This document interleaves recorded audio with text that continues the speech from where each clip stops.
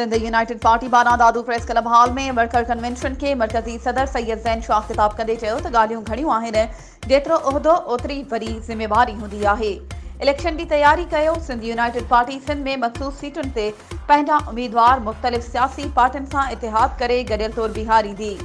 असांजी ख़्वाहिश आहे त सिंध जो अवाम ज़ाती मुफ़ाद ते न पर क़ौमी मुफ़ाद ते वोट करे।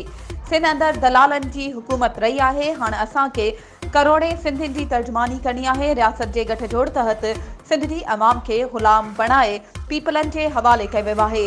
सिंध में निगरान हुकूमत जे वॾे वज़ीर खे बि कम करण खां रोकियो पियो वञे त जीअं पीपल्स पार्टी जे गुज़िरियल 17 सालनि जी करप्शन खे अवाम आॾो वाइखो न कजे।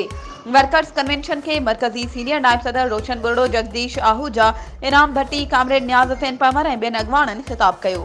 वधीक ख़बरूं ऐं अपडेट्स जे लाइ असांजे चैनल खे सब्सक्राइब कयो ऐं हा, बेल आइकन खे प्रेस करण न विसारिजो त जीअं असांजी हर नई अचण वारी वीडियो तव्हां ताईं पहुची सघे।